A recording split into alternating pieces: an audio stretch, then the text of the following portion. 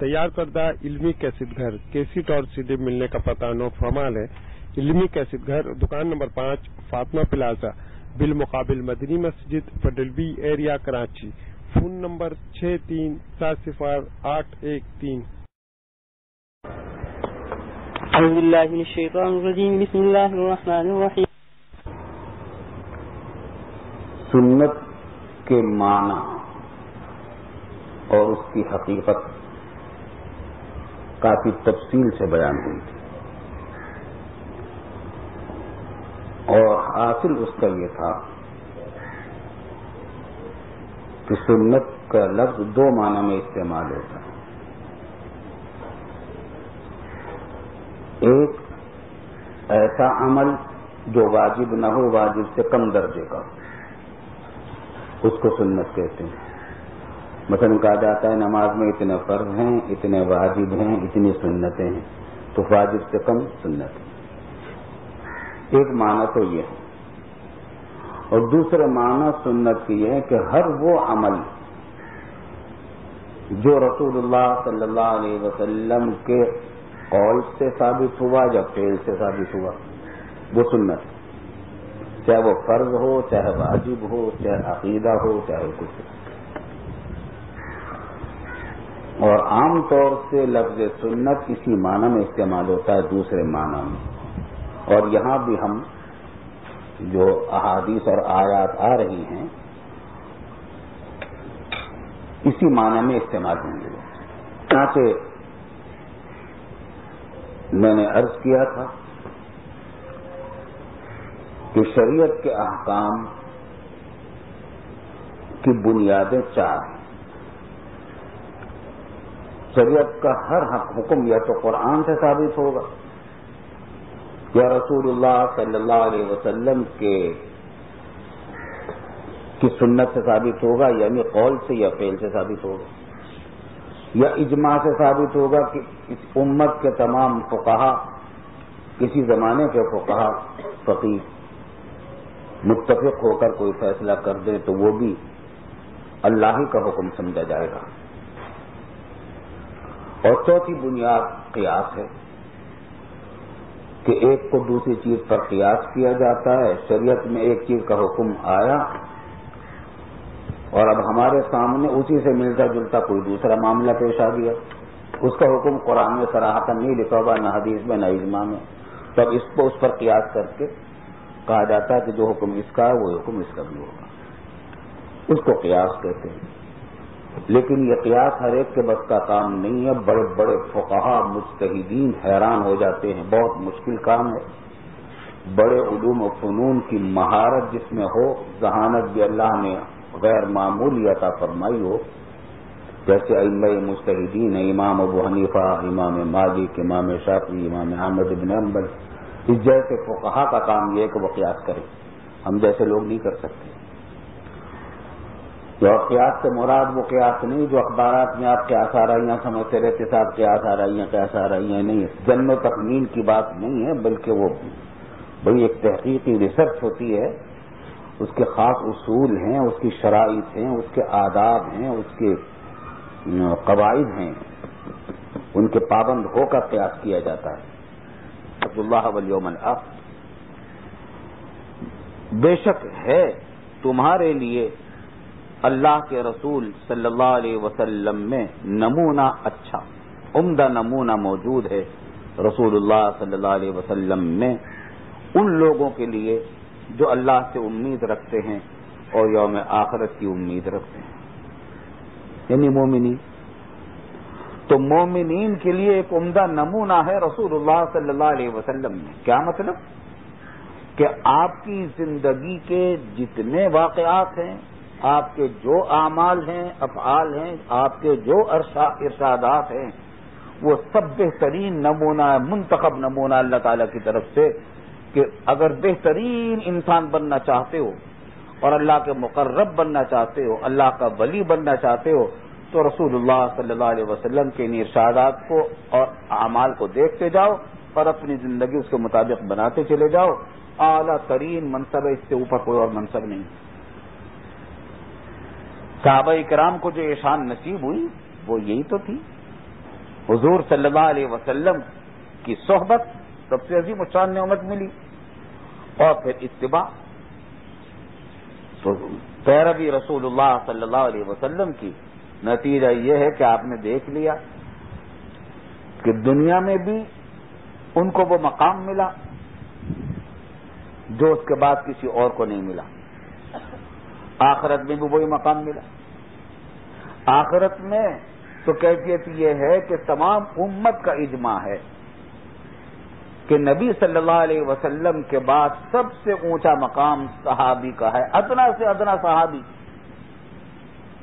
1,00,000 سے زیادہ صحابہ، ان میں جو ادنا سے ادنا درجے کے صحابی ہیں ان کی برابر کوئی بڑے سے بڑا ولی اللہ نہیں ہو سکتا، کوئی بڑے سے بڑا ولی، بڑے سے بڑا محدث، فقیہ، مجتہد، امام، صوفی، کوئی ان کی برابری نہیں کر سکتا ادنا سے ادنا صحابی کے برابر۔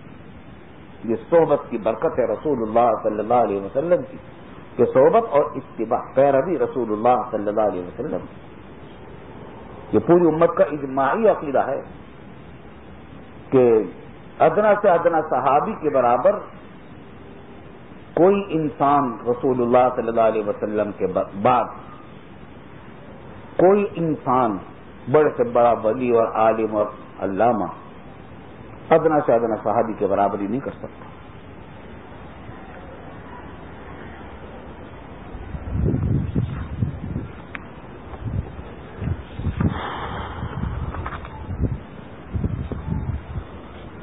اور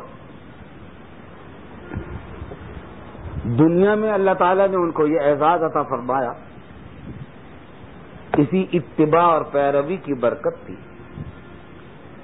کہ کہاں تو یہ دنیا کے بالکل جاہل ترین علاقوں کے رہنے والے تھے، عرب کے بدو تھے، عام طور سے وہاں لکھنے پڑھنے کا بھی رواج نہیں تھا، متمدن دنیا سے کٹے ہوئے تھے، معاشی طور پر پسماندہ تھے، علم سے دور تھے، کوئی کتاب ان میں اللہ تعالیٰ کی نہیں آئی تھی، تورات اور انجیل وغیرہ بنی اسرائیل میں تو آئی تھی، عرب میں کوئی نبی اس سے پہلے نہیں آیا تھا، کوئی کتاب نہیں آئی تھی، علم سے بہت دور تھی یہ قوم اور تمدن سے کٹی ہوئی تھی، معاشی طور پر بھی انتہائی پسماندہ تھی، لیکن رسول اللہ صلی اللہ علیہ وسلم کی صحبت اور پیروی نے ان کو کیا شان عطا کی کہ دیکھتے ہی دیکھتے دنیا پر چھا گئے۔ کسی نے بڑی اچھی بات کہی تھی کہ یہ صحابہ کرام جزیرہ نما عرب سے نکلے تو اونٹوں کی مہاریں ان کے ہاتھوں میں تھیں، اور تھوڑے عرصے کے بعد دنیا نے دیکھا کہ قوموں کی تقدیریں ان کے ہاتھوں میں ہیں اور قوموں کی مہاریں ان کے ہاتھوں میں ہیں، دنیا کے حاکم بن گئے۔ انہی کے ذریعے اللہ نے اسلام کو اس دنیا کی سب سے بڑی طاقت بنایا۔ اس زمانے کی جو سب سے بڑی دو طاقتیں قیصر اور کسریٰ تھیں ان کو زیر کر کے اسلام کی حکومت دنیا میں قائم کی۔ جتنی متمدن دنیا اس وقت موجود تھی تقریباً اس پورے علاقے پر اسلام کی حکومت آ گئی تھی۔ یہ اللہ تعالیٰ نے صحابہ کرام کو اعزاز بخشا، یہ اتباع سنت کی برکت تھی، اتباع سنت کی برکت تھی۔ اتباع سنت میں وہ قوت اللہ نے عطا کی ہے کہ حیرت ہوتی ہے۔ جس زمانے میں یہ فتوحات چل رہی تھی فاروق اعظم رضی اللہ عنہ کے زمانے میں، لشکر اسلام سیلاب کی طرح بڑھ رہا تھا اور بڑی بڑی طاقتیں ان کے سامنے زیر ہوتی جا رہی تھیں، تو بہت آگے نکل چکا تھا، عراق اور ایران سے بھی بہت آگے آ چکا تھا۔ اب جگہ کا نام یاد نہیں رہا، شاید وسط ایشیا کا کوئی علاقہ تھا، کہ وہاں کے جو کمانڈر تھے مجاہدین کے، ان کو یہ مشکل پیش آئی کہ انہوں نے محاصرہ کر رکھا تھا ایک شہر کا اور وہ قلعہ فتح نہیں ہوتا تھا، اتنے جنگجو اور اتنے مضبوط وہ قلعہ تھا اور وہ قوم اتنی جنگجو تھی کہ قابو میں نہیں آ رہی، پتہ نہیں ہو رہی. تو مسلمانوں کے لشکر نے اس شہر کا، اس قلعے کا محاصرہ کر رکھا تھا، لیکن انہوں نے کچھ انتظامات بھی اتنے کر رکھے تھے کہ محاصرے کے باوجود وہ اپنا ڈٹے ہوئے تھے قلعے والے، پتہ نہیں ہو رہا تھا. پچھلے سارے قلعے فتح ہوتے چلے گئے تھے، یہ پتہ نہیں ہوتا تھا. عرصہ گزر گیا، جتنے طریقے ہو سکتے تھے اس قلعے کو فتح کرنے کے سارے آزما لیے، کہ سالار نے قابو میں نہ آئے. تو مجبور ہو کر امیر المومنین فاروق اعظم رضی اللہ عنہ کے پاس صورتحال لکھ کر بھیجی. انہوں نے جو حل تجویز کیا اس سے اندازہ ہوتا ہے کہ سنت کی کیا طاقت ہے. انہوں نے اس کا کوئی مادی حل تجویز نہیں کیا کہ بھئی تمہارے پاس میں کمک بھیجتا ہوں، اتنا مزید سامان بھیجتا ہوں، کیونکہ جتنے تدابیر تھی وہ کر چکے تھے. فرمایا کہ ایسا معلوم ہوتا ہے، جائزہ لو. خط میں لکھا، جواب لکھا امیر المومنین نے صرف حالات کو. سرکاری فرمان ہے یہ کہ سب مجاہدین کو جمع کرو اور خود بھی جائزہ لو اور ان سے بھی کہو کہ جائزہ لیں.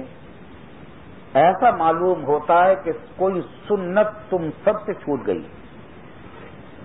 جس پر تم نے عمل چھوڑ رکھا ہے آج کل. جائزہ لو وہ کون سی سنت تم سے چھوٹ گئی ہے جس پر تم نے سب نے عمل چھوڑا ہوا ہے. جب وہ سنت سمجھ میں آ جائے کہ فلاں سنت کو تم نے سب نے چھوڑ رکھا ہے تو سب اس پر عمل شروع کریں. اور جب عمل شروع کر دیں تو دعا کریں، دعا کر کے حملہ کریں انشاءاللہ.